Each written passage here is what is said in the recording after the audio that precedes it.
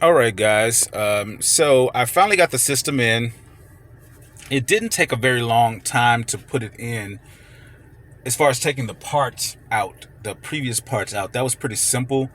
What I ran into is that they didn't let you know that I think it's an 11 millimeter deep socket you need to get the old control unit out for the dash unit. But and also you need to take your car out of gear before you disconnect the battery, because you're going to need to have the gear selector pulled backwards. What else? Um, yeah. And the wires for the there's no instructions for it, so you're just playing a guessing game. So everything seems to work for the most part, except when I go into reverse. I haven't been able to get my camera to work. They sent a new camera with it, which I don't want to use, so I'm going to contact their tech support and see how it goes with that.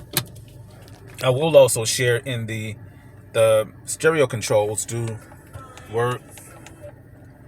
Sounds way better than the stock unit. Probably need some new speakers, but it's already just like worlds better. I will also share with you that in the menu over here, you still have all your driver supports and stuff. It's not like that other unit. However, you do lose the phone and you do lose the audio, which I don't care about. So, yeah. And there you go. Over here, you do have some controls for the actual car.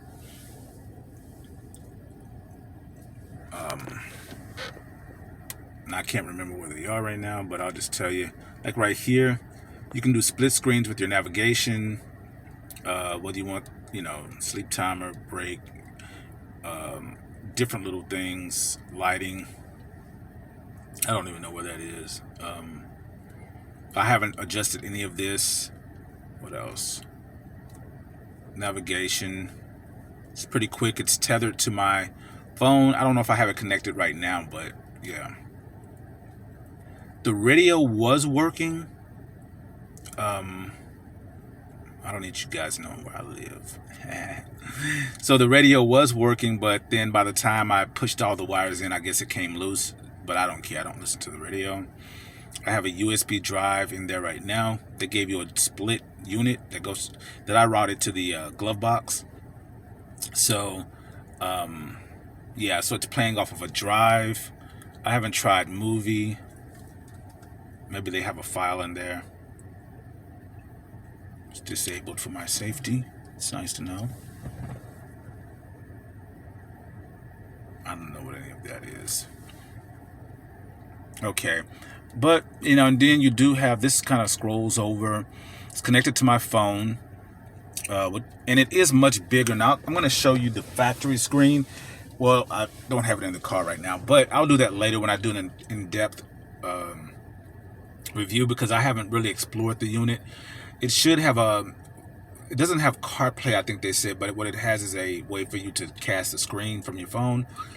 I don't care about any of that. If I can play my music, which I do, and then my navigation is part of the screen, it split screens and does that. Also, I like that my audio is bigger sometimes, and then the navigation goes to a smaller little block to the side, and it still shows where you're going. And I like that also because I don't need it to dominate the screen. I can follow it by looking over, because the screen is actually pretty big. I'm trying to get you guys an idea, but it's kind of hard to do it because of how my phone films closer up. So, what else can I show you quickly? Audio. I guess that's what that is. I don't know. I have to explore it. That's why I'm not going to do a review of it right now. Just kind of showing you guys where it is. Like I said, it's pretty quick to install. The confusing part is knowing, am I missing hooking up something, because you get zero instructions.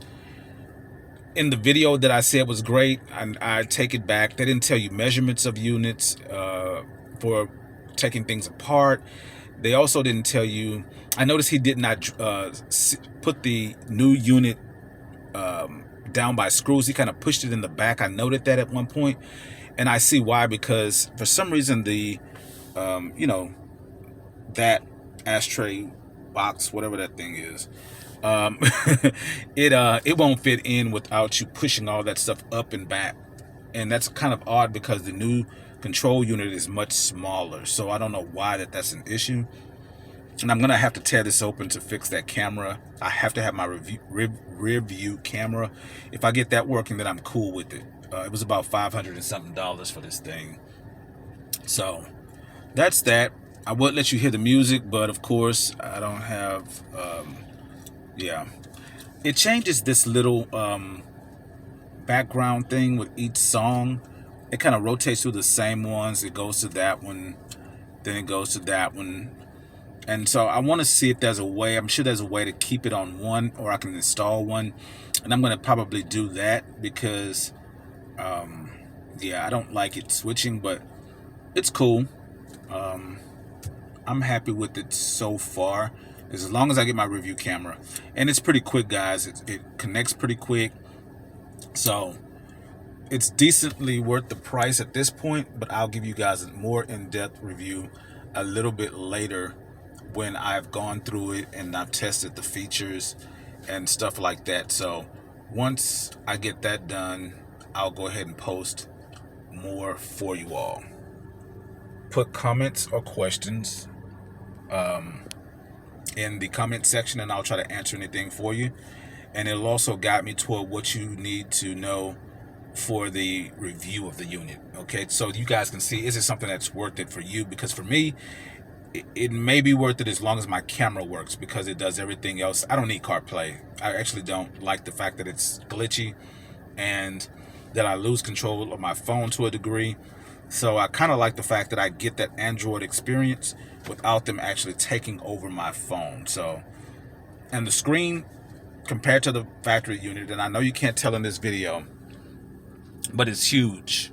It is huge, and I love it. Post your comments below.